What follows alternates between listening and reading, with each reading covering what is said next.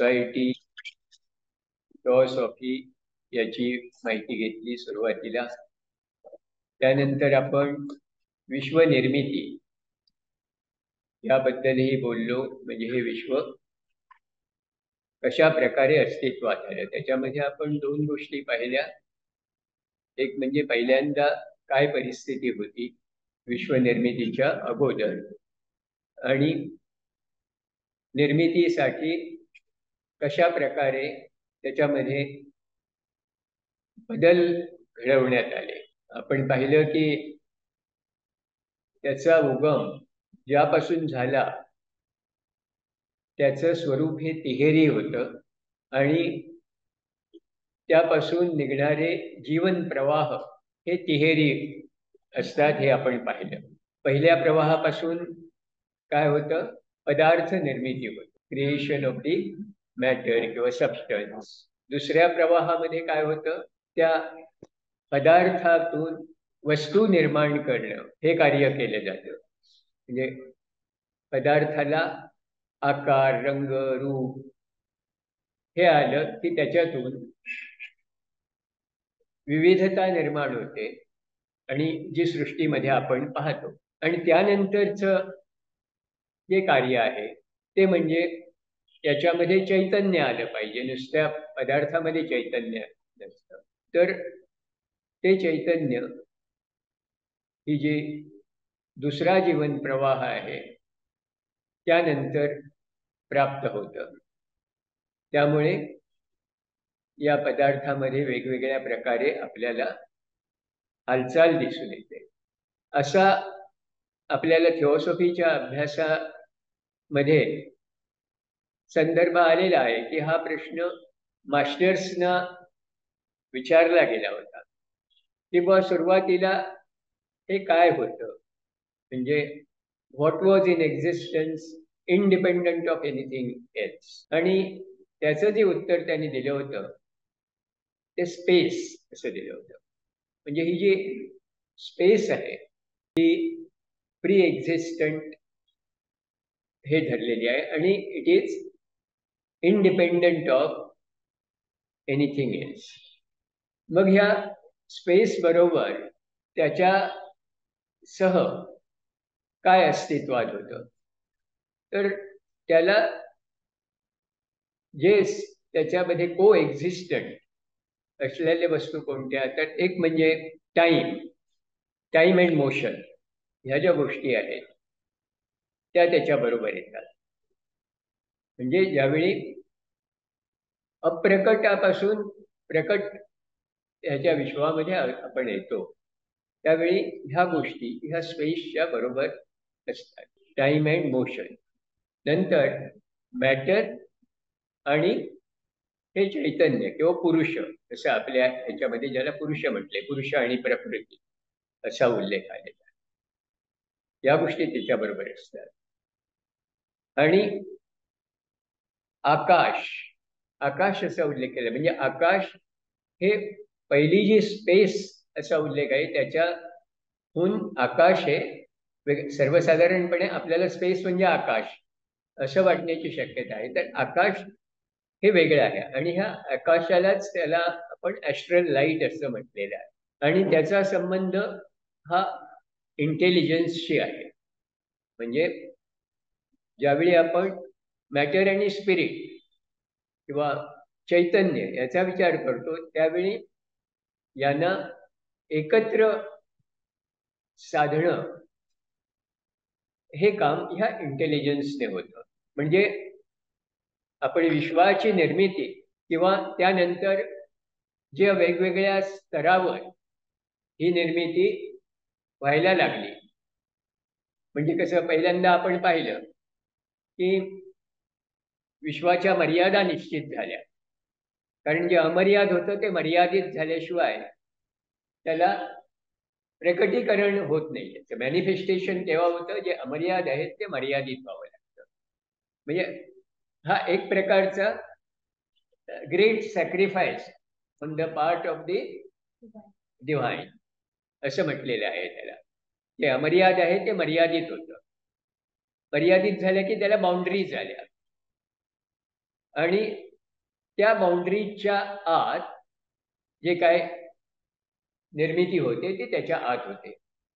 मग त्यावेळी आपल्याला गेल्या खेपेला आपण पाहिलं की निर्मिती कशी होते, तर ते आपण बुडबुड्यांचं उदाहरण घेऊन सांगितलं की पदार्थ निर्मिती ही जे देर इज नो ऑर्डर, त्याला कुठल्याही प्रकारची किंवा कुठल्याही एक ज्याला तसा काही नाही, अस्ताव्यस्त अव्यवस्थ अशा पद्धतीने असलेलं मॅटर जी प्रक्रिया झाली ती आपण पाहिली. त्याच्यातून वेगवेगळ्या प्रकारची मूलत आणि त्या एलिमेंट्सच्या संयोगाने वेगवेगळ्या प्रकारचे ॲटम्स, अणू, परमाणू आणि आपण त्याच्यामध्ये हे पाहिलं की ह्या विश्वाचं सुरुवातीचं स्वरूप कसं होतं, जे अस्ताव्यस्त होतं. त्याचे फोटोग्राफ्स काही तुम्हाला त्या एक स्टेज आहे, नंतर दुसरी स्टेज आहे. त्याच्यामध्ये तुम्हाला विशिष्ट प्रकारची मुवमेंट दिसते, म्हणजे in which the matter is organised in a certain. त्याच्यामुळे आपल्याला ही जी हालचाल आहे त्याचा अंदाज येतो. या तारांगण निर्माण झाली, त्या ताऱ्या वेगवेगळ्या प्रकारचे स्टार्स आपल्याला दिसतात. त्याच्यातूनच पुढे त्या म्हणजे आपण ज्या सूर्यमालेबद्दल बोलतोय त्या सूर्यमालेचा सूर्य हा अधिपती आहे, ज्याला आपण फिलॉसॉफीमध्ये सोलर लो, त्याच्या भोवती आपण पाहतो वेगवेगळ्या प्रकारचे हे ग्रह, हे ग्रह फिरत असतात. त्यामुळे या ठिकाणी आपल्याला वर्तुळ आहेत, त्या ग्रहांच्या कक्षा आहेत. अर्थात हे केवळ ते असे स्फेरिकल फिरतात असं नाही, ते लंब गोलाकार बऱ्याचशा ह्याच्या कक्षा असतात. म्हणजे कधी ते फार जवळ असतात, कधी ते फार दूर असतात वगैरे. हे आपल्याला शास्त्रीय सत्य सुद्धा माहिती आहे. पण ह्या शास्त्रीय सत्याच्या पुढे जाऊन अकल्ट स्टडी करतो त्यावेळी त्याचे जे अदृश्य त्याच्यामध्ये अभ्यास समाविष्ट आहे. म्हणजे आपण पाहिलंय की जे सॉलिड मॅटर आहे त्याच्याबरोबरच पण त्याच्या पलीकडे जाऊन इथर आहे आणि एलिमेंटल 1, 2, 3 अशा कॅटेगरीज आहेत. म्हणजे हे जे मॅटर आहे हे 7 प्रकारचं आहे आणि त्यामुळे त्या हे आहे काय गोल त्याचे आहेत असं म्हणता येईल आपल्याला. म्हणजे जो फिजिकल प्लॅनेट आहे त्या फिजिकल प्लॅनेटच्या बरोबरच हे प्लॅनेट त्याच्या बरोबर आहे. म्हणजे जर तो फिजिकल प्लॅनेट अस्तित्व दाखवणारे हे गोल त्याच्या पलीकडे असे पसरलेले आहेत. आणि त्यामुळे आपण हेही पाहिलं की अनेक ठिकाणी ते जसे इंटरपेनेट्रेटिंग होतात प्रत्येक ग्रहाचे हे भाग, तसंच इतर ग्रहांचे भाग सुद्धा त्याला इंटरसेक्ट. हे सगळं आपण अभ्यासतोय ते उत्क्रांतीची जी योजना आहे त्याच्या संदर्भात खगोलशास्त्राच्या अभ्यासासारखा अभ्यास नाही आहे. तर या ठिकाणी आपण ज्या उत्क्रांतीबद्दल बोलतोय ही उत्क्रांती जशी ह्या फिजिकल प्लॅनेटवर म्हणजे भूलोक आपण त्याला म्हणतो क्रांती, त्याच्याच बरोबर वर लोकावरची उत्क्रांती, स्वर लोकावरची उत्क्रांती, असे चालू आहे. प्रत्येक लोकावर वेगवेगळे जीव अस्तित्वात आहेत आणि हे आपण पाहिलं तसं एकाच म्हणजे हे ग्रह वेगवेगळ्या ठिकाणी आहेत असं नाही. म्हणजे पृथ्वीचा भूलोक एकाच ठिकाणी तुम्हाला दिसतील ज्या ठिकाणी ते एकमेकाशी इंटरपेनेट्रेट होतात किंवा ओव्हरलॅपिंग असतात त्या ठिकाणी. आणि जसा त्यांचा विस्तार होतो त्या ठिकाणी तुम्हाला भूलोक दिसणार नाही, तिथे फक्त भूलोक दिसेल. त्याच्याही पलीकडे गेलात की फक्त स्वर्लोक दिसेल, कारण ते विरळ द्रव्याचे आहेत आणि त्यामुळे त्याचा विस्तार जास्त आहे. आणि त्यामुळे त्यांचा जो विस्तार असतो त्याच्यामध्ये तुम्हाला सगळे द्रव्यही दिसणार नाही, त्याच्यामध्ये ती विरळ द्रव्यच दिसतील. तर अशा प्रकारे ही रचना चालू असल्यामुळे उत्क्रांतीच्या ह्या वेगवेगळ्या सूर्यलोका या वेगवेगळ्या लोकावर वेगवेगळ्या स्वरूपाची उत्क्रांती चालू आहे आणि सूर्यमालिकेमध्ये अशा 10 उत्क्रांतीच्या योजना चालू आहेत. आपली पृथ्वीवरची किंवा पृथ्वीची जी चेन आहे त्याच्यावरची ही एक उत्क्रांती योजना आहे जी आपली आपण म्हणतो, ज्याच्यातून आपला विकास किंवा आपली उत्क्रांती होत आहे.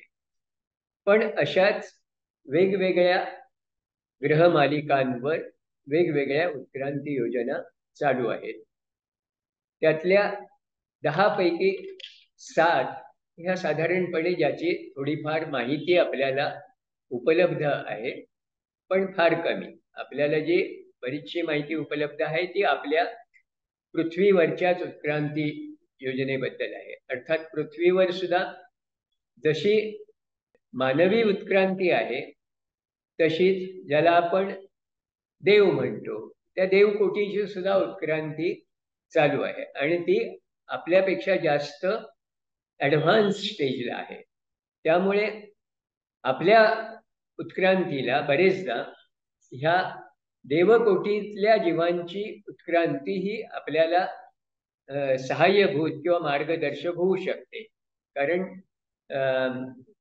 त्यांचा इतर सूक्ष्म देहांचा विकास हा जास्त झाला आहे, पण त्यांच्या ठिकाणी हा देह ज्याला आपण अन्नमयी कोश म्हणतो तो नाही त्याला. त्यामुळे प्रत्यक्ष भूलोकावरची जी कृती असते ती करण्याचं साधन आपल्याकडे आहे, त्यांच्याकडे नाही. हा फरक आहे 2 कोटीमधला. पुन्हा या ठिकाणी वेगवेगळे निसर्गाच्या ह्या 7 लोकांमध्ये वेगवेगळ्या कोटी जीवकोटी राहतात, जसं गेल्या खेपेला आपण पाहिलं. तर त्या जीवकोटी ह्या भिन्न कोटी आहेत. जसं आपण मध्ये एकदा रविवारच्या व्याख्यानामध्ये मी सांगितलं होतं की आपण जसं जमिनीवर राहणारे जीव आहेत, तसे पाण्यामध्ये राहणारे जीव आहेत, हवेमध्ये राहणारे जीव आहेत आणि त्याचप्रमाणे ह्या सूक्ष्म लोकांमध्ये राहणारेही जीव आहेत. आता आपण बरेचदा गंधर्व ही कोटी ऐकतो. तर हे गंधर्व हे इव्हॉल्ड असे हे आहेत, पण त्याच्याच बरोबर लेस इव्हॉल्ड अशाही कोटी आहेत की जसं ज्यांना पऱ्या वगैरे आपण म्हणतो, ह्या लेस इव्हॉल्ड आहेत, म्हणजे प्राथमिक स्वरूपाच्या, म्हणजे माणसापेक्षाही त्या क्रांतीच्या दृष्टीने लोअर लेव्हल वरच्या असू शकतील. पण त्यांचं स्वरूप जे आहे ते सूक्ष्म असल्यामुळे आपल्याला त्या बरेचदा दिसत नाहीत, पण काही ना त्या दिसू शकतात. जसं मी त्या सांगितलं की आपल्याला कित्येकदा ह्या गोष्टी हेरिडिटीने किंवा काहीतरी अपघाताने वगैरे प्राप्त झालेल्या असल्या तर ॲस्ट्रल व्हिजन आपली विकसित होऊन त्यांना त्या दिसण्याची शक्यता असते. किंवा पूर्वीच्या लेस इव्हॉल्ड माणसानं वगैरे ह्या गोष्टी दिसायच्या बरेचदा. म्हणजे जशी इंटेलेक्ट डेव्हलप होत गेली तशी ह्या गोष्टींची क्षमता ही हळूहळू कमी होत गेली. जसं आपल्या ठिकाणी मज्जा संस्था आपली आहे, त्याच्यात 2 प्रकारच्या व्हॉलंटरी आणि इनव्हॉलंटरी अशा हे आहेत. तर जसं जसं आपल्या व्हॉलंटरी करण्याची क्षमता ही वाढत जाते तसं आपोआप घडणाऱ्या इनव्हॉलंटरी क्रिया करण्याची शक्यता ही कमी होते किंवा ती आपोआप घडायला लागते. जसं बऱ्याचशी आपली फंक्शन्स इनव्हॉलंटरी होऊ लागतात. जसं आपलं ब्लड सर्क्युलेशन आहे ते काय आपल्याला त्याच्यासाठी काही करावं लागत नाही, किंवा आपला श्वासोच्छ्वास चालू असतो, सतत चालू असतो आपोआप. ह्या गोष्टी इनव्हॉलंटरीली होत असतात. व्हॉलंटरीली म्हणजे कसं आपण इच्छा करावी आणि त्याप्रमाणे त्या करायच्या, त्या गोष्टी व्हॉलंटरी असतात. म्हणजे करणं न करणं हे आपल्या इच्छेवर बरेचसं अवलंबून असतं. तर त्याप्रमाणे आपल्या ह्या उत्क्रांतीमध्ये ह्या वेगवेगळ्या ज्या संस्था आहेत त्या आपल्या विकसित होत गेलेल्या आहेत किंवा काही त्या विकासाबरोबर ज्याची जरूर नाही त्या हळूहळू मावळत चाललेल्या आहेत. म्हणजे सुरुवातीच्या आदिमानवाच्या काळात ज्याची जरूर होती त्याची जरूर संपल्यावर त्या हळूहळू एक प्रकारे डिसअपिअर होतात किंवा डिफंक्ट होतात, म्हणजे त्यांचं कार्य थांबतं. तर अशा प्रकारे उत्क्रांती माणसाची जशी चालू आहे तशीच ती इतर श्रेणीमध्ये सुद्धा कोटीमध्ये सुद्धा चालू आहे. जसं माणसाच्या बरोबरीनेच ॲनिमल किंगडम आहे, प्राणी कोटी किंवा वनस्पती कोटी आहे, लँड किंगडम, खनिज कोटी आहे, मिनरल किंगडम, आणि त्याच्या पलीकडे मग सांगितल्याप्रमाणे एलिमेंटचे इसेन्स म्हणजे ॲस्ट्रल मॅटर वगैरे हे त्या ठिकाणी त्याच्यापासून क्रिएट केलेलं. यातल्या काही क्रिएशन्स ह्या नॅचरल नसून आर्टिफिशियली क्रिएट केलेल्या असतात, ज्या ह्या इतर कोटींच्या सहाय्याने क्रिएट केल्या जातात. आता देवकोटी, तर त्या देवकोटीचा उपयोग करून काही गोष्टींची निर्मिती माणसाच्या उत्क्रांतीला आवश्यक असेल तर ती करून घेणं वगैरे असे हे उत्क्रांतीचं कार्य चालू असतं. आता मनुष्यकोटी ही सगळ्यात जास्त याच्यातली इव्हॉल्व झालेली 7 किंगडम्सचा विचार केला तर आहे. पण याचा अर्थ असा नाही की ही सगळी किंगडम्स माणसासाठी निर्माण केलेली आहेत, असा नाही, किंवा माणसाचा त्याच्यावर अधिकार चालतो असंही नाही. माणूस हा त्यांच्यावर अवलंबून आहे अनेक गोष्टीसाठी. त्यांच्याशिवाय त्याचं अस्तित्व हे आपल्याला गृहीत धरून आपण चालतो तसं नाही आहे. इव्हन माणसाच्या रचनेमध्ये ज्या काही वेगवेगळ्या सिस्टीम्स आहेत, आता जरी फिजिकल मॅनचा विचार केला तरी आपल्या फिजिकल बॉडीमध्ये अनेक प्रकारच्या संस्था आहेत. आपली अस्थि संस्था आहे, पचन संस्था आहे, श्वसन संस्था आहे, मांस आहे, स्नायू आहेत, हाडं आहेत, रसवाहिन्या आहेत, ग्रंथी आहेत, मज्जा संस्था आहे. ह्या प्रत्येक ही एक स्वतंत्र अशी संस्था आहे आणि प्रत्येकाचं स्वतंत्र असं कार्य आहे.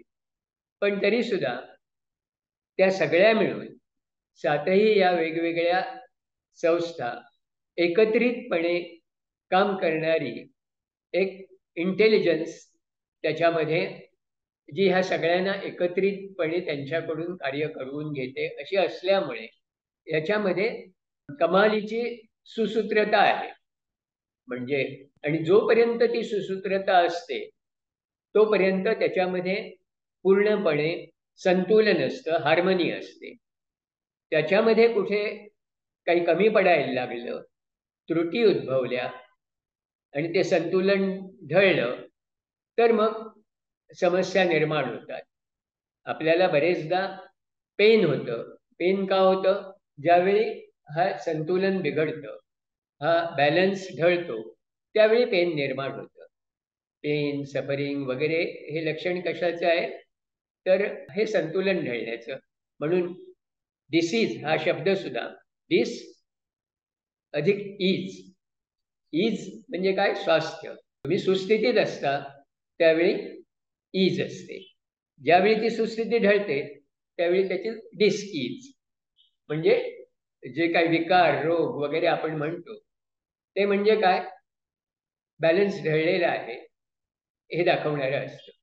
म्हणजे तो बॅलन्स जोपर्यंत पूर्वस्थितीला येत नाही तोपर्यंत ती स्थिती तशी राहते.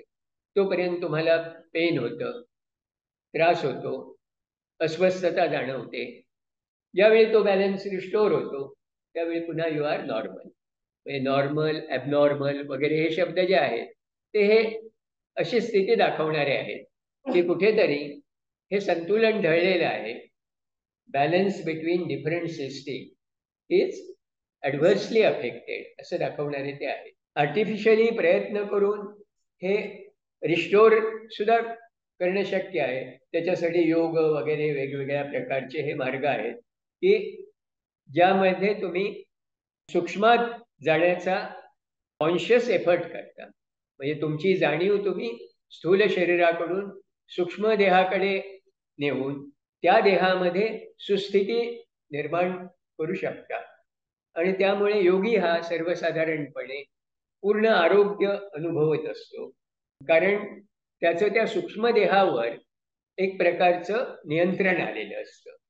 त्याच्यामधले दोष किंवा उणिवा किंवा त्याच्यामधले समजा शुद्धता कमी झाली असेल तर ती जाणून पुन्हा त्याचं शुद्धीकरण करणं वगैरे ह्या ज्या काही प्रक्रिया आहेत त्या अशा योग्याला स्वतःच्या सामर्थ्याने करण्याचं सामर्थ्य प्राप्त झालेलं असतं. म्हणजे he controls all his vehicles थोडक्यात. त्यामुळे vehicles are not beyond his control. सर्वसामान्य माणसांच्या बाबतीत काय होतं की व्हेइकल्स डिक्टेटर्स असं होतं. म्हणजे त्यांना काय पाहिजे ते सांगतात आणि आपण त्यांच्या गरजा पुरवायच्या असं होतं. मला भूक लागली की मला खायची इच्छा होते. मला मग ती भूक जोपर्यंत माझी शमत नाही तोपर्यंत मी अस्वस्थ असतो. पण एखादा योगी कदाचित दीर्घकाळपर्यंत काही अन्न न घेता किंवा पाणी न घेता वगैरे राहू शकतो. याचं कारण त्या देहावर त्याचं नियंत्रण आलेलं असतं आणि तो सांगतो त्याप्रमाणे देह वागतात. म्हणजे जसं आपण एखादा प्राणी पाळतो, तो प्राणी आपल्या आज्ञाधारक असला तर आपण तो सेवा करतो. पण उद्या कुत्रं आपण पाळलेलं आहे आणि ते पिसाळलं तर मग त्याला आवरणं आपल्याला शक्य होत नाही आणि मग त्याच्यामध्ये आपली जी ते त्रेधा तिरफट उडते. तसं बरंचसं या आपल्या ज्या सिस्टीम्स आहेत त्या सिस्टीम्स ज्यावेळी आपल्या नियंत्रणाखाली नसतात त्यावेळी अशी परिस्थिती निर्माण होते. म्हणून ह्या सूक्ष्म स्तरावर आपली जाणीव जोपर्यंत जात नाही तोपर्यंत त्या सूक्ष्म स्तरावर आपलं नियंत्रण येत नाही. योग्याचं ते येतं कारण त्याची जाणीव त्या सूक्ष्म स्तरावर तो त्याच्या इच्छाशक्तीने नेऊ शकतो आणि ती इच्छाशक्ती त्याला त्या सूक्ष्म देहामध्ये अनुकूल असे बदल घडवून आणण्याला सहाय्यभूत होते. म्हणजे एक प्रकारे जे आपण नो दायसेल्फ म्हणतो त्याचं महत्व हे आहे की स्वतःमधल्या ह्या सगळ्या सुप्त शक्ती ह्याची ओळख पटली तर त्या शक्ती आपल्याला जागृत करता येतात आणि जागृत झालेल्या शक्तीकडून आपल्याला योग्य ते कार्य करून घेता येतं. म्हणजे त्यामुळे HPVने म्हटलंय की अशी माणसं काहीही न करता अगदी एक बोट सुद्धा वर न करता त्यांच्या मनात आलेल्या गोष्टी प्रत्यक्षात आणू शकतात. म्हणजे त्या ठिकाणी ते त्यांचं विचार सामर्थ्य म्हणता येईल किंवा त्यांची विल पॉवर त्याच्याही पलीकडे जाऊन म्हणजे विचार हे मनाच्या पातळीवर असतात. जो आपल्या मनाचं केंद्रीकरण करू शकतो तो मनाच्या शक्ती एकत्रित आणू शकतो आणि त्या शक्तीकडून कार्य करून घेऊ शकतो. पण ते सामर्थ्यही मर्यादित आहे. त्याच्याही पलीकडे जाऊन ज्याला आपण इच्छाशक्ती म्हणतो विल पॉवर म्हणतो हे विल विस्डम लव वगैरे ह्या ज्या प्रॉपर्टीज आहेत त्या आपल्या व्यक्तिमत्वाच्या आध्यात्मिक जे आपलं अस्तित्व आहे त्याच्याशी निगडीत असलेले आहेत. ती विल ज्यावेळी खालच्या पातळीवर येते त्यावेळी विलला डिझायरचं स्वरूप प्राप्त होतं. म्हणजे आपल्या इच्छा वासना वगैरे ह्या ज्या आहेत त्या डिझायर त्या कारण त्या ठिकाणी ज्या माध्यमातून ती विल आपलं कार्य करत असते ते माध्यम तिला तिचं मूळ स्वरूप टिकवायला पोषक नसतं.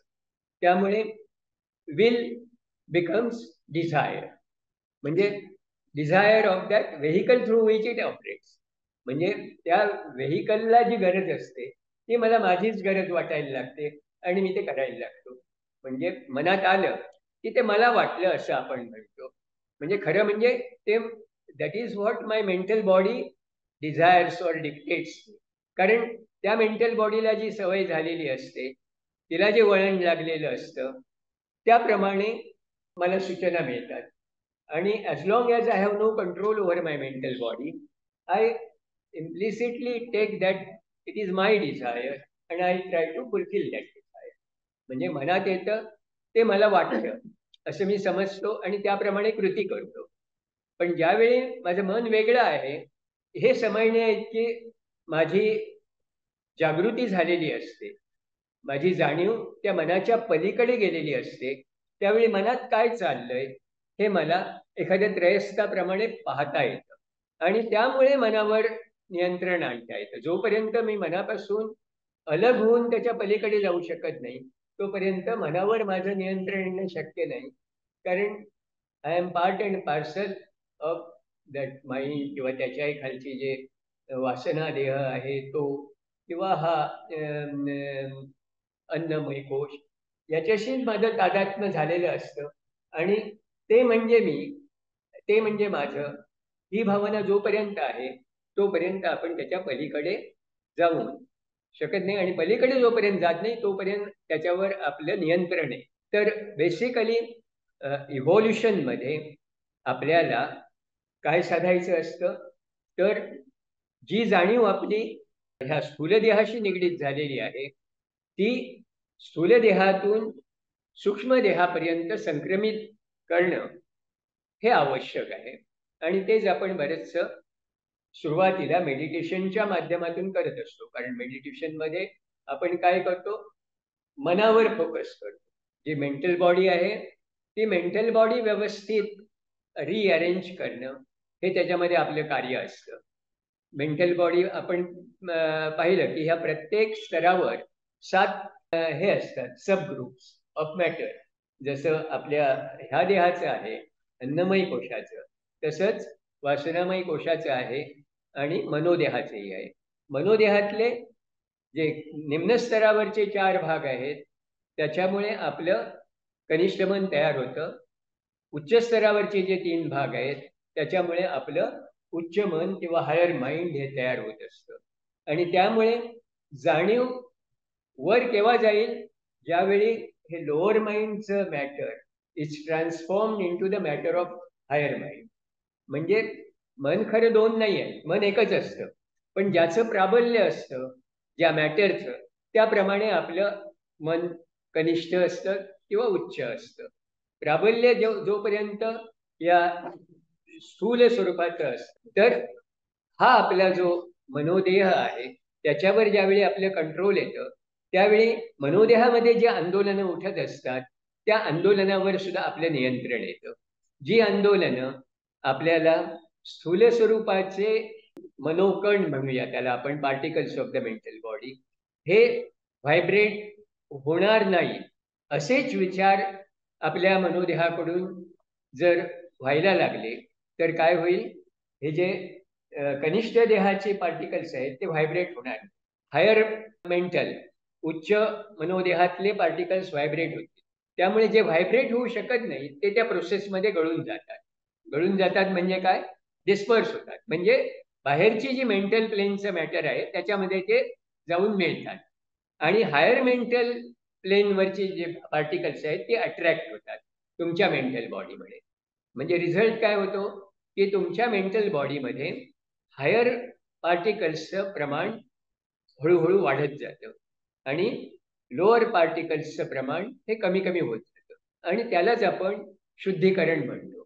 शुद्धीकरण, प्युरिफिकेशन म्हणजे काय, to alter the quality of the matter of which the body is made. ही क्वालिटी बदलणं हे आपल्या आवाक्यात केव्हा येतं, ज्यावेळी आपण आपल्या विचारावर कंट्रोल प्रस्थापित करतो तेव्हा.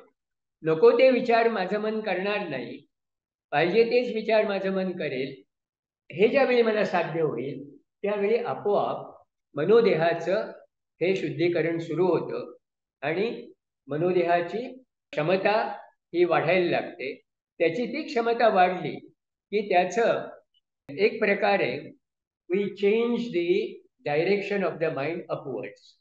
तोपर्यंत ती, ज्याला आपण हे 7 प्रिन्सिपल्स, 7 प्रिन्सिपल्स ऑफ मॅन म्हणतो ना, त्याच्यामध्ये 2 मुख्य भाग आहेत. एक म्हणजे लोअर क्वाड्रँगल म्हणजे कनिष्ठ चौकोन म्हणता येईल त्याला, आणि हायर ट्रँगल. हायर ट्रँगल म्हणजे उच्च त्रिकोण. तर उच्च त्रिकोण हा कशाचा असतो तर आत्मा बुद्धी मनस ह्या तीनचा हा उच्च त्रिकोण असतो. आणि लोअर क्वाड्रँगल म्हणजे काय असतं, तर आपला हा फिजिकल देह, अन्नमय कोश, प्राणमय कोश, वासनामय कोश आणि लोअर मनोदेह, कनिष्ठ मनोदेह, या चारचा मिळून लोअर क्वाड्रँगल बनलेला असतो. आणि हायर म्हणजे ह्याच्यामध्ये तुम्हाला एक दिसेल की मनाचा एक भाग ट्रँगलशी जुळलेला आहे आणि दुसरा भाग हा क्वाड्रँगलशी जुळलेला आहे. म्हणजे it is a connecting link between our higher personality किंवा इंडिव्हिज्युअलिटी आणि लोअर पर्सनॅलिटी. त्यामुळे ह्या मनाकडे सध्या आपल्याला जास्त लक्ष दिलं पाहिजे. हे मन जोपर्यंत आपल्या ताब्यात येत नाही तोपर्यंत आपल्याला अपेक्षित असा जो उत्क्रांतीच्या दृष्टीने बदल अपेक्षित आहे तो होणार नाही. म्हणून कृष्णमूर्तींचा सगळा भर हा त्यांच्या एकंदर विवेचनामध्ये केवळ ह्या मुद्द्यावर होता. बाकी इतर गोष्टीबद्दल ते फारसं काही बोललेले नाही. त्याचं कारण ते होतं की दॅट इज एक प्रकारचा, जसं आपण म्हणतो की बॉटलनेक, की तो बॉटलनेक आहे. म्हणजे अंतःकरणाकडे जाणारा मार्ग खुला होणं हे त्याच्यावर अवलंबून आहे. आणि त्याच्यावरच तुमच्या बुद्धीचा आणि आत्मिक विकास हा त्याच्यावर अवलंबून आहे. बुद्धी तोपर्यंत कार्यक्षम होत नाही जोपर्यंत मनाची एनर्जी त्या बुद्धीला मिळत नाही, तोपर्यंत ती सुप्त असते. पण ती एकदा जागृत झाली की मग आपला सगळा दृष्टिकोनच बदलून जातो. म्हणजे हे जे mind is a separating agent. Mind हे आपल्याला नेहमी डिवाइड करत असतं. इतरापासून मी वेगळा आहे, मी स्वतंत्र आहे, ही भावना या मनाने निर्माण केलेली असते. पण ज्यावेळी त्या मनाच्या पलीकडे आपण जातो त्यावेळी आपण सगळे एक आहोत ही भावना बुद्धीच्या पातळीवर आपल्याला दिसायला लागते. की जरी शरीराने आम्ही वेगळे असलो तरी अंतर्यामी आम्ही सगळे एक आहोत. आणि त्यामुळे एकमेकाच्या विरुद्ध वागून एकमेकाशी स्पर्धा करून आपण कोणच पुढे जाणार नाही. सगळे मिळून जर आपण काही करू तर आपण सगळे पुढे जाऊ. हे त्यावेळी ज्यावेळी आपली जाणीव ही बुद्धिक पातळीवर पोहोचते त्यावेळी ही गोष्ट आपल्याला जास्त नैसर्गिक वाटायला लागते. आता ती फक्त थिओरिटिकल वाटते. पण आपली जाणीव ज्यावेळी उंचावेल आणि बुद्धिक जाणीवर आपण पोहोचू किंवा even at higher mental level, त्यावेळी बुद्धीच्या सान्निध्यात आल्यामुळे आपल्याला universal brotherhood is a fact, is a reality असं जे म्हटलंय ते फॅक्ट आहे हे त्यावेळी जाणवायला लागतं. तोपर्यंत it is only an ideal to be achieve. हे काहीतरी आदर्श आपण बोलतोय असं तोपर्यंत नेहमी वाटतं. आणि जे शक्य नाही असं आपण गृहीत धरून चालतो, कारण ते आपल्याला शक्य दिसत नाही. आपल्या सध्याच्या मनोवृत्तीला ते जुळणारं नाही आहे. म्हणून आपल्याला वाटतं हे आयडियल आहे. पण ते आयडियल असण्यापेक्षाही इट्स अ रियालिटी. पण केव्हा? ज्यावेळी आपली जाणीव उंचावेल तेव्हा. ह्या आध्यात्मिक विकासामध्ये mind is an important link. तुमचं जर मनाचा विकास झालेला नसेल तर पुढचं वर जाणं, consciousness operating in higher vehicles, हे शक्य होत नाही तोपर्यंत. म्हणजे we remain associated with earthly things. ज्या काही आपल्या दैनंदिन जीवनातल्या गरजा किंवा ज्या आपल्या पर्सनॅलिटी मॅटर्स वगैरे ह्याचंच आपल्या जीवनामध्ये आपल्याला नेहमी महत्त्व वाटतं. माझी नोकरी, माझं प्रमोशन, माझी प्रतिष्ठा वगैरे ह्या गोष्टी, माझं माझं माझं हा जो भाग आहे, आय, मी, माइन, ह्या गोष्टींना जे महत्त्व असतं ते जर कमी व्हायचं असेल तर आपली जाणीव ही वरच्या थरावर गेली तर आपल्याला येणारे अनुभव हे त्याप्रमाणे वेगळे असतात. त्यामध्ये आपण स्वतःचं महत्त्व हळूहळू विसरायला लागतो आणि सगळ्यांचा विचार हा मनामध्ये प्रभावी व्हायला लागतो. कारण देअर वी एक्सपिरियन्स युनिटी, म्हणजे आपण सगळे एक आहोत ही भावना त्या पातळीवर जास्त बलवत्तर व्हायला लागते आणि आपण वेगळे आहोत ही भावना हळूहळू दुबळी व्हायला लागते. त्यामुळे स्वार्थ कमी होतो, परार्थ वाढतो, परमार्थ वाढतो. म्हणजे ह्यालाच प्रवृत्ती मार्गापासून निवृत्ती मार्गावर जाणं असं म्हणतात. ते सुद्धा हेच आहे की आपली आयुष्याकडे पाहण्याची एकंदर दृष्टिकोन ही बदलायला लागते. आणि त्यामुळे आपली काही महत्वाकांक्षा असतील इव्हन अध्यात्मामध्ये सुद्धा आपली वृत्ती माझा स्वतःचा विकास व्हावा ही भावना सुरुवातीला असते. ती भावना जशी जशी तुमची जाणीव उंचावते आणि सूक्ष्मात जाते तशी ती कमी होते आणि आपल्या सगळ्यांचा विकास झाला पाहिजे ही भावना वाढीला लागते. तर धिस इज इव्हॉल्युशन. काय? Because this is consistent with the divine will. ईश्वरी इच्छा जी आहे की ज्याच्यासाठी ही सगळी स्कीम आहे आणि this scheme is administered by the, ज्याला आपण सिद्ध संघ म्हणतो, ग्रेट व्हाईट ब्रदरहूड असे थिओसॉफीमध्ये त्याला म्हटलंय. त्या सिद्ध संघाची ही योजना आहे किंवा त्यांच्या माध्यमातून राबवली गेलेली ईश्वरी योजना आहे असं म्हणा. म्हणजे सोलर लोगॉस हा ह्या सगळ्या योजनेचा आपल्या सोलर सिस्टीम सूर्यमालेसाठी अधिपती आहे आणि त्याची जी इच्छा तीच ह्या सिद्ध संघाच्या सर्व सभासदांची इच्छा असते. म्हणजे प्रत्येक महात्मा हा वेगळा असला तरी सगळे मिळून एकच आहे.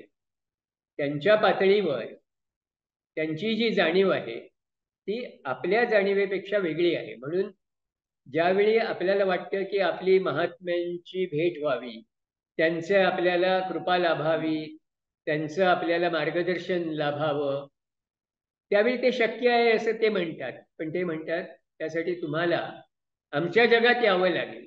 तुम्ही तुमच्याच जगात राहून हे घडेल असं म्हणत राहिलात तर ते होणार नाही.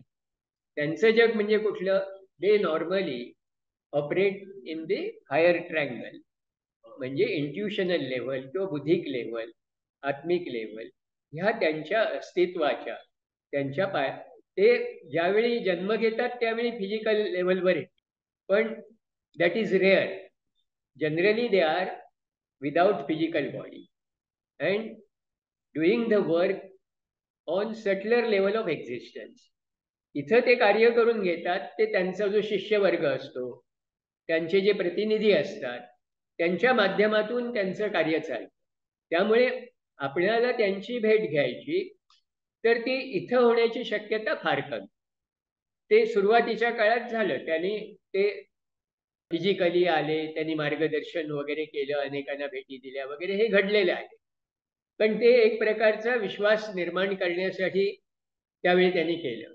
पण जी माणसं मुक्त झालेली असतात, जीवनमुक्त, त्यांना फिजिकल लेव्हलवर येऊन काम करणं हे फार अवघड असतं. त्यासाठी मुद्दाम देहधारण करावा लागतो. हेच मोठं प्रचंड आहे. पुष्कळदा ते त्यासाठी त्यांच्या शिष्यांचा माध्यम म्हणून उपयोग करतात की ते देह त्यांच्यासाठी अनुकूल असतात. त्यामुळे HPVना असा बरेचदा हे मिळाला लाभ की सिक्रेट डॉक्ट्रीन त्यांनी लिहिली. म्हणजे काय? त्या म्हणतात, I am not the author, I am only the writer. लिखाणाचं काम मी केलं, कारकुनाचं, पण मला ते सांगितलं कोणी? त्यांनी सांगितलं. प्रेरणा त्यांनी दिली, ज्ञान त्यांनी दिलं. त्यामुळे हे काही माझं ज्ञान नाही आहे. फक्त त्यात काही चुका झाल्या असतील तर त्या माझ्या आहेत, कारण त्या लिहिताना घडलेल्या चुका आहेत. ओमिशन्स असतील किंवा ॲडिशन्स चुकीच्या असतील, इंटरप्रिटेशन चुकीचं असू शकेल, ते माझं आहे. पण जे आहे ते त्यांचं आहे. ही भूमिका का? कारण त्यांना जगातल्या कुठल्याही लायब्ररीत अस्तित्वात नसलेली पुस्तकं सुद्धा त्या कोट करायच्या आणि ह्या पुस्तकात अमुक पानावर अमुक अमुक लिहिलेलं आहे म्हणायच्या त्या. आणि लोकांनी मुद्दाम जाऊन पाहायचा प्रयत्न केला, ते पुस्तकं शोधायचा वगैरे, तर बरेचदा ती अस्तित्वात नसायची. हा अनुभव आहे. तर पण ती जुनी पुस्तकं काळाच्या ओघामध्ये नष्ट झाली.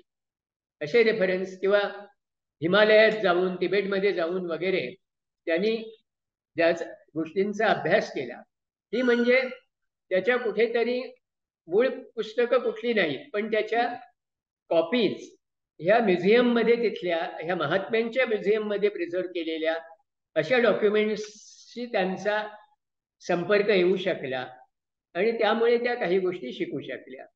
किंवा असे महात्मे ज्यांच्याशी संपर्क आला की ज्यांनी त्यांना त्या गोष्टींचं विवरण केलं, अर्थ समजून सांगितला. कारण ज्या भाषेत ते ग्रंथ होते ती भाषा सुद्धा आज कोणाला माहिती नाही अशा भाषा वगैरे होत्या, तर त्या शिकून घेणं किंवा सिम्बॉलिक लँग्वेज, त्या सिम्बॉल्सचे अर्थ काय आहेत हे समजून घेणं, हे सगळं फार अवघड होतं. आणि ते का शक्य झालं की त्या महात्म्यांचं त्यावेळी त्यांना साहचर्य लाभलं. पण हे प्रत्येक वेळी होत नाही. आता at the feet of the master हा ग्रंथ कृष्णमूर्तींच्या नावावर आहे, पण त्यांना तो डिक्टेट केलेला आहे. पण तो ह्या पातळीवर डिक्टेट केलेला नाही. ॲस्ट्रल लेवलवर ज्यावेळी ते झोपेत असायचे त्यावेळी त्यांना महात्म्यांच्या संपर्कात आणून त्या पातळीवर त्यांना जे सांगितलं गेलं ते नंतर आठवणीने त्यांनी रिप्रोड्यूस करायचा प्रयत्न करून केलं. पुन्हा ते अप्रुव्हलसाठी महात्म्यांच्याकडे पाठवलं. त्यांनी त्याच्यात काही करेक्शन्स केल्या. अशा प्रकारे ते आलेलं आहे at the feet of the master आहे. पण त्यावेळी कृष्णमूर्ती 12 वर्षाचे 13 वर्षाचे होते. त्यामुळे एखाद्या लहान मुलाला समजेल अशा सोप्या सुलभ भाषेमध्ये तो सांगितलेला आहे. त्यामुळे समजायला इतर ग्रंथापेक्षा तो पुष्कळ सोपा आहे. आता व्हॉइस ऑफ सायलेन्स तुम्ही स्टडी केलात तर काय समजत नाही आपल्याला बरेचदा, किंवा नवख्या माणसाला तर ते अगदी त्याच्या डोक्यावरून जात. पण त्या मानाने at the feet of the master हा फार सोपा ग्रंथ आहे किंवा सोपी पुस्तिका आहे असं म्हटलं तरी चालेल. सुटसुटीत सोप्या भाषेत कोणालाही समजेल आणि आचरण कसं करायचं हे ज्या पद्धतीने सांगितलंय त्या पद्धतीने त्याचं आचरण करणं हे सर्वसाधारण माणसांना सोपं आहे. म्हणून तो ग्रंथ हा फिलॉसॉफीमध्ये आपण रेकमेंड केलेला आहे, कारण नवख्या लोकांना ते समजायला सोपं पडतं. मग आम्ही सांगितल्याप्रमाणे जोपर्यंत आपला मनोदेह हा विकास पावत नाही तोपर्यंत मनस हे प्रिन्सिपल आहे आणि मन हा देह आहे, मनोदेह. तर ते प्रिन्सिपल त्याच्यातून ऑपरेट तेव्हाच होईल ज्यावेळी मनाचं शुद्धीकरण होईल आणि मनोदेहाचा विकास होईल. कॉन्शियसनेसमुळे फॉर्म तयार होतं. आपण पदार्थ याच्याबद्दल अभ्यास केला, पण पदार्थातून ज्यावेळी विशिष्ट वस्तू निर्माण होतात त्या केव्हा होतात, ज्यावेळी त्याच्यामधून जाणीवेचा संचार होतो. Consciousness and form they are mutual.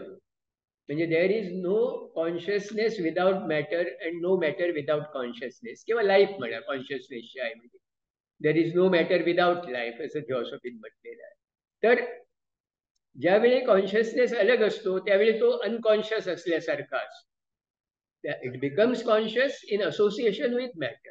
तर त्यामुळे आपण जे म्हणत होतो की ट्रँगल आणि क्वाड्रँगल याच्यामधला सामायिक जे मन आहे त्या मनाच्या विकासावर सध्या at this stage of humanity's development mind is the most important factor.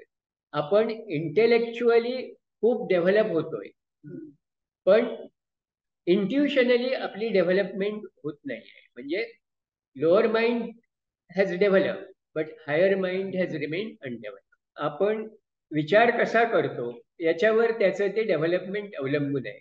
आपण त्याला ऐहिक गोष्टीसाठीच वापरत राहिलो तर ते लोअर माइंड जास्त प्रबळ होत जातं. याच्या उलट आपण हायर पर्पजेससाठी त्या माइंडचा उपयोग करायला लागेला. म्हणजे काय, not for the selfish purpose. Selfish आपल्याला बनवणं हे त्या लोअर माइंडचं काम आहे आणि आपल्याला अनसेल्फिश बनवणं, फिलॉन्थ्रोपिक बनवणं, परोपकारी बनवणं हे त्या हायर माइंडचं काम आहे. त्यामुळे आपण जीवन कसं जगतो याच्याशी पुन्हा ह्या गोष्टींचा निकटचा संबंध आहे. आपण उच्च विचार केले पण कृती करताना आपली ती सामान्यच राहिली तर ह्याच्यामध्ये बदल होत नाही, कारण आपला मनोदेह एक ॲस्पिरेशन्स करतो पण आपला फिजिकल देह जे करायचं तेच करत राहतो. म्हणजे there is mismatching of the principles and bodies.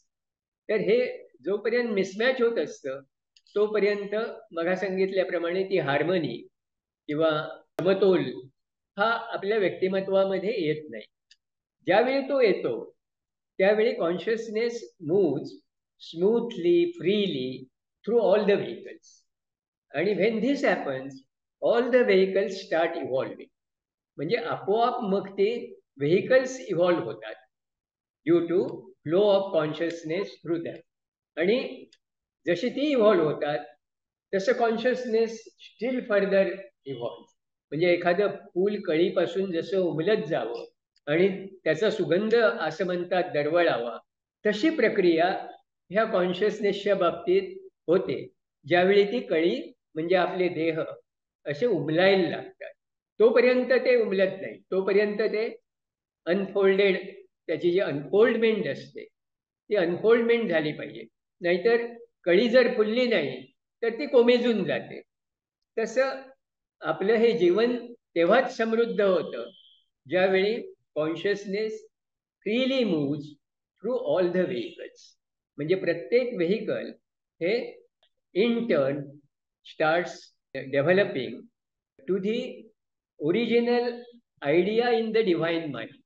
म्हणजे माणूस कसा असावा त्याचा archetype is there already in existence in the divine mind, and on those lines man is evolving. पण man is a free agent in nature असं म्हटलेलं आहे. म्हणजे त्याला त्याची स्वतःची जी बुद्धी दिली ती तो वापरतो कशी याच्यावर बरंचसं अवलंबून आहे. नैसर्गिक त्याची उत्क्रांतीची प्रक्रिया चालू असते, पण त्या प्रक्रियेला तो पूरक असा जीवन जगतोय का त्या प्रक्रियेला विरोध होईल अशा प्रकारचं जीवन तो जगतोय याच्यावर त्याची प्रगती अवलंबून असते. आणि म्हणून सगळी माणसं ही एकाच उत्क्रांतीच्या पायरीवर नसतात, ती वेगवेगळ्या पायरीवर असतात. म्हणून आपल्याला दिसतं की all people are at different levels of evolution. आणि त्यामुळे त्यांची जो कल असतो, अध्यात्माकडे कल असलेली माणसं फार थोडी दिसतात. त्यातही पुन्हा इतरांचाही आध्यात्मिक विकास व्हावा या दृष्टीने पाहणारी आणखीच कमी असतात. आणि एक्सक्लुझिव्हली त्याच्यासाठीच जीवन जगणारे असतात ते महात्मेच असतात की त्यांना there is no personal agenda for them. त्यांचं जीवन हे पूर्णपणे त्यासाठी वाहिलेलं असतं आणि त्यामुळे त्यांना पुन्हा जन्म घ्यायची गरज नसते ॲज अ लॉ ऑफ कर्म. कारण त्यांनी सगळं वैयक्तिक कर्म, पर्सनल कर्म हे वर्कआउट करून त्यांचं झालेलं असतं. They are only living for discharging the collective कर्म ऑफ द ह्युमॅनिटी. पण त्यांनी ती जबाबदारी स्वतःवर घेतली असल्यामुळे they become responsible even for that collective कर्म. कारण शेवटी तुम्ही जी इच्छा करता त्याप्रमाणे तुमचं कर्म घडत असतं. त्यामुळे सगळ्यांच्या कल्याणाची इच्छा हे सुद्धा एक प्रकारचं बंध निर्माण करतं आणि त्यामुळे ते पुन्हा पुन्हा अवतार घेतात to discharge that collective responsibility towards humanity as a whole. तर हा आपलं जीवन आणि त्यांचं जीवन याच्यातला एक मोठा फरक आहे की त्यांना आपल्यासारखी कर्मबंधनं कुठली नाही आहे, पण त्यांनी स्वतःहून व्हॉलंटरीली ही जबाबदारी घेतली आहे. याचं कारण काय असतं, ज्यावेळी ते जीवनमुक्त होतात त्यावेळी ती ह्युमन इव्हॉल्युशनच्या स्कीम संपून त्याच्या पलीकडे गेलेले असतात. But for those evolved superman there are other avenues open of evolution. मग ते सिद्धसंघाचं कार्य असेल किंवा सोलर लोगॉसच्या डिव्हाइन माइंडमध्ये इतर प्लॅनेट्सवर काही कार्य करायचं असेल. There are so many different fields of activities and depending upon तो माणूस ज्या रेवर असेल त्याप्रमाणे त्याला वेगवेगळ्या प्रकारचं कार्य मिळू शकतं. आता आपण बघितलंय की या महात्म्यामध्ये सुद्धा काही मनु म्हणून जे असतात त्यांचं कार्य हे या फिजिकल इव्हॉल्युशनशी जास्त म्हणजे इव्हॉल्युशन ऑफ फॉर्म्स, म्हणजे इव्हॉल्युशन ऑफ बॉडीज. म्हणजे आपण जे बघतो की humanity is evolving through different races, first race, second race, third race, fourth race, fifth race. ह्या प्रत्येक रेससाठी एक एक मनू आहे. रूट मनू हा वेगळा सुरुवातीचा, त्यातल्यानंतर प्रत्येक रेससाठी एक एक मनू आहे. आपल्या ह्या प्रेझेंट रेससाठी वैवस्वत मनू आहे. जसा रूट मनू असतो तसाच सीड मनू आणि रूट मनू असे त्याचे दोन भाग आहेत. म्हणजे ज्यावेळी मन्वंतर असतं त्या काळात मनू असतो आणि ज्यावेळी मन्वंतर संपतं, म्हणजे ज्यावेळी प्रलय होतो, त्यावेळी त्या प्रलय कालाचा अधिपती जो असतो तो वेगळा माणूस असतो. आणि अशी एकूण 7 मन्वंतर असल्यामुळे 14 मनू आहेत वेगवेगळे. प्रत्येक याचा एक एक इंचार, प्रत्येक प्रलय कालाचा एक एक. आता प्रलय कालामध्ये काय होतं, सगळं हे कार्य थांबलेलं असतं, पण त्या कार्याच्या परिणाम स्वरूप जे घडायचं असतं ते त्या लय कालामध्ये होत असतं. म्हणजे त्याला एक प्रकारचं कॉन्क्रीट असं स्वरूप प्राप्त होऊन ते पुढच्या मन्वंतरामध्ये प्रकट होतं. म्हणजे एका मन्वंतरातून दुसऱ्या मन्वंतरात जाणं ही सुद्धा उत्क्रांतीची अवस्था आहे. एका रेसमधून ह्युमॅनिटी दुसऱ्या रेसमध्ये अवतरते, त्यावेळी हे तेच असतात, जीवात्मे तेच असतात, पण ते दुसऱ्या रेसमध्ये आलेले असतात. त्या लय कालामध्ये ह्या सगळ्या जे जे काही त्या रेसने अनुभव घेतलेला असतो, त्या अनुभवाचं त्या लय काळामध्ये गुणात्मक रूपांतर होतं आणि ते गुण घेऊन दुसरी रेस जन्माला येते. माणसाच्या बाबतीत सुद्धा वैयक्तिक पातळीवर असंच होत असतं. आपला जन्म, मृत्यू, मृत्यूनंतरचं जीवन आणि पुन्हा जन्म. तर जन्म आणि मृत्यू ह्यातला काळ हा मन्वंतरासारखा आहे. मृत्यू आणि पुन्हा दुसरा जन्म यातला काळ हा त्या प्रलय काळासारखा आहे.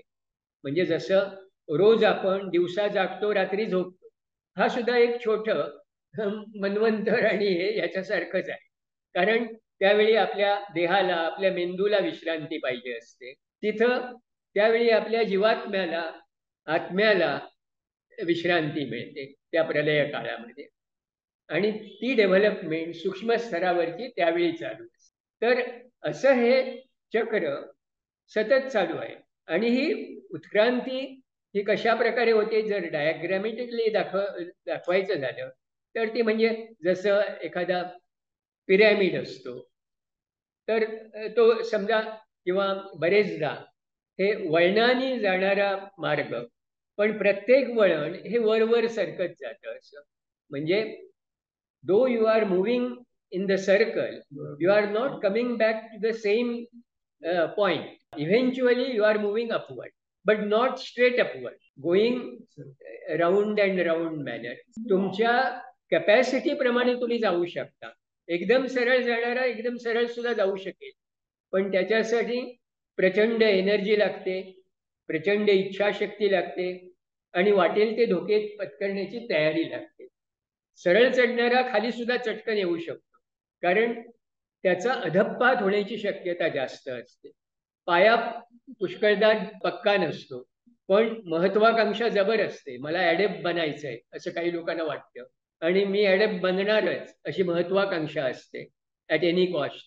मग असे लोक इतर गोष्टीकडे पुष्कळदा दुर्लक्ष करण्याची शक्यता असते, ज्या छोट्या छोट्या गोष्टी असतात. म्हणजे त्याच्यामध्ये तुमचं शील हे कसं आहे, चारित्र्य, मोरॅलिटी, तुम्ही प्रलोभनाला बळी पडता का, ह्या अनेक गोष्टी आहेत ज्यांची काळजी कित्येकदा घेतली जात नाही. म्हणून हे धोके ह्या मार्गामध्ये असतात की जिथं शॉर्टकट आहे पण धोकेही आहेत. तर म्हणून त्यासाठी एक प्रचंड त्यागाची तयारी लागते आणि प्रचंड असं धोका पत्करण्याची ही तयारी लागते. आता जे हुतात्मे होतात वगैरे ते अशा प्रकारची माणसं असतात पुष्कळदा. पण सगळेच काही हुतात्मे होत नाही. काही माणसं दैनंदिन जीवनामध्ये सुद्धा निष्ठेने, तत्वाने वागून, निस्वार्थपणे जीवन जगून, इतरासाठी जीवन जगून एक वेगळ्या प्रकारची उन्नती साधू शकतात.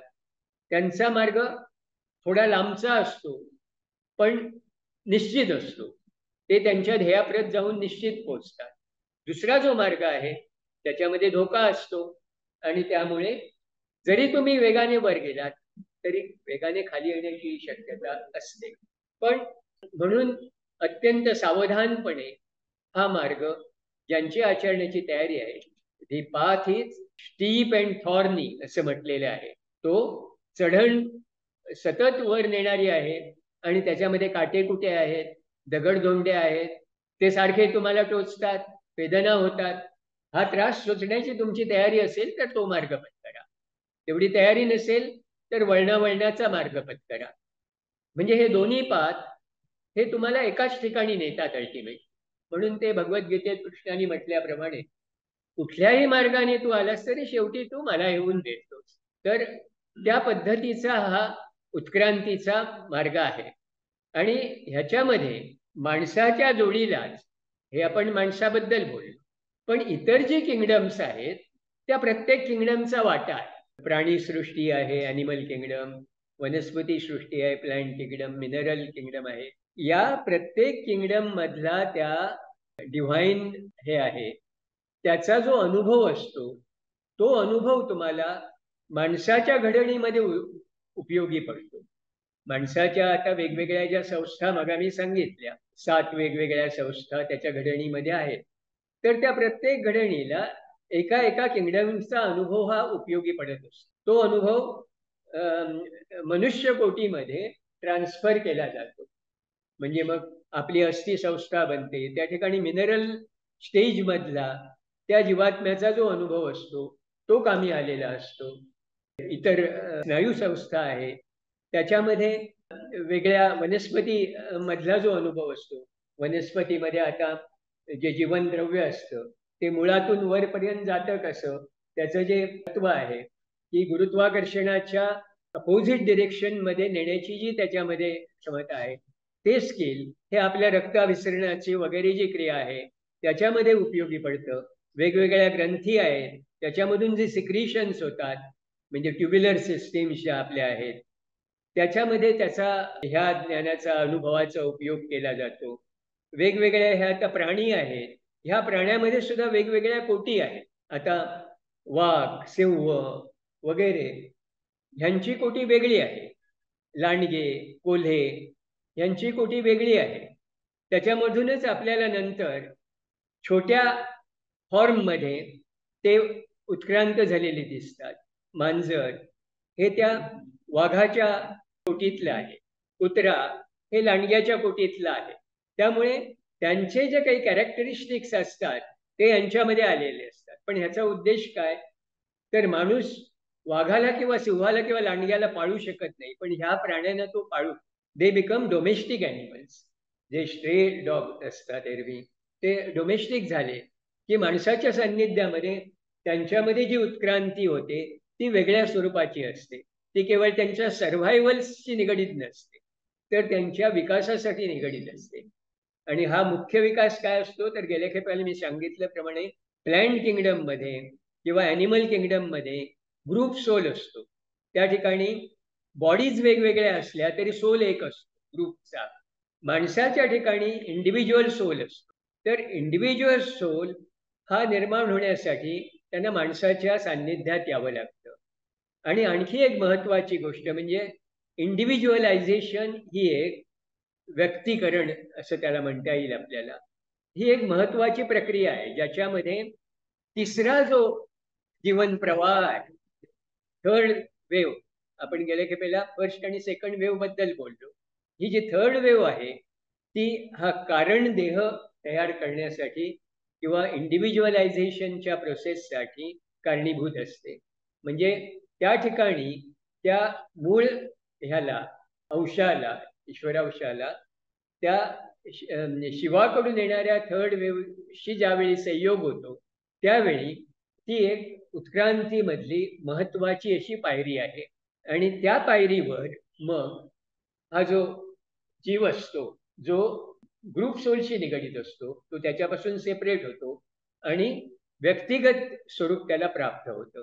आणि मग मनुष्य देह त्याला प्राप्त होतो, माणसाचा जीव प्राप्त होतो. आणि नंतर सुद्धा बराच काळ त्याला त्या पशुचे जे गुणधर्म आहेत त्या गुणधर्मानेच त्याचा विकास होत असतो.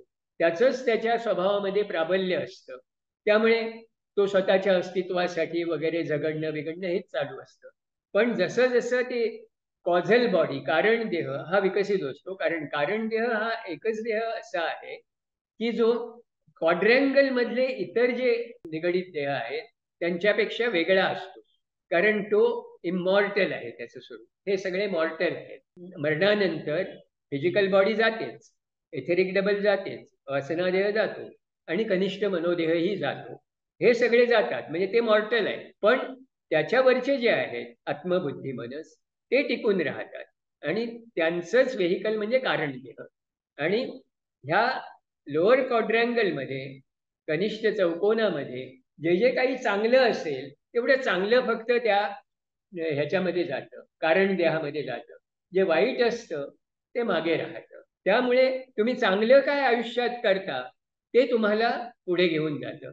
ते काहीच नसलं तर तुम्ही आहे तसंच जीवन पुन्हा जगता. ते जर चांगल्याचा प्रभाव वाढत गेला तर तुमचा नेक्स्ट इन्कार्नेशन हे पहिल्यापेक्षा अधिक चांगलं होतं. म्हणजे तुम्ही त्या इव्होल्युशनच्या पाथवर भरभर पुढे जायचं असेल तर हा जो कारण देह आहे त्याच्यामध्ये तुमच्या ह्या लोअर क्वाड्रँगल मधून जास्तीत जास्त योग्य असा अनुभव त्याच्यामध्ये संचित झाला पाहिजे. म्हणजे कारण देह हा संचिताचा देह आहे, ज्याला आपण संचित कर्म म्हणतो. त्याचा पण जे चांगलं संचित आहे ते त्याचा संग्रह त्याच्यामध्ये असतो आणि तेच सगळं घेऊन तुम्ही पुन्हा जन्माला येता. त्यामुळे त्याला अनुरूप असे देह तुम्हाला मिळतात. तुमचे जे नवीन देह असतात ते त्याला अनुरूप असं मिळतात. म्हणजे तुमच्या त्या उत्क्रांतीच्या अवस्थेला पोषक, पुन्हा तुमचा फर्दर विकास व्हावा यासाठी अनुकूल असे देह, अनुकूल अशी वातावरण, अनुकूल असं कुटुंब किंवा आई वडील हे तुम्हाला त्यानुरूप लाभतात. म्हणजे तुम्हाला तुमचं पुढचं जीवन जे लाभतं ते मागच्या जीवनामध्ये तुम्ही काय केलेलं असतं त्याच्याशीच निगडीत असतं. आणि म्हणून ते म्हणतात की तू शिल्पकार आहेस वगैरे, किंवा आपलं जे भवितव्य असतं ते आपणच घडवत असतो, हे त्या अर्थाने आहे. तर सगळे फॅक्टर्स हे त्याला कारणीभूत असतात, ते आपणच निर्माण केलेले असतात, फक्त आपल्याला ते माहिती नसतात. आणि त्या अज्ञानामुळे पुष्कळदा आपण चुकीच्या पद्धतीने जीवन जगत असतो आणि त्यामुळे आपण जी कारणं निर्माण करतो ती अशी असतात की त्याचा कारण देहामध्ये संग्रह फारसा होत नाही आणि त्यामुळे ते देह नष्ट होतात, त्याबरोबर तेही नष्ट होतं. त्यामुळे फक्त त्याचे परिणाम जे काय असतात ते परिणाम स्वरूप तुमच्यामध्ये त्या प्रवृत्ती येतात आणि त्या प्रवृत्तीनुसार तुम्ही पुढचंही जीवन जगण्याची शक्यता असते. पण त्याच्याबरोबर त्या कारण देहामधल्या ज्या चांगल्या प्रवृत्ती असतात त्याचा प्रभाव जितका जास्त राहील तितकं तुम्ही योग्य मार्गाने जीवन जगण्याची शक्यताही वाढते. म्हणून विचार सामर्थ्य म्हणतात ते महत्वाचं आहे. आपण मनाचा, मनोदेहाचा योग्य वापर जर करत गेलो तर ह्या ज्या स्टेजला आज मानवजात आहे त्या स्टेजमधून आपल्याला पलीकडे जाणं हे शक्य होईल. म्हणून कलेक्टिव्ह एफर्ट्स हे सुद्धा तितकेच महत्वाचे आहेत जितके आपले वैयक्तिक प्रयत्न हे आपल्या उत्कर्षाला कारणीभूत आहेत.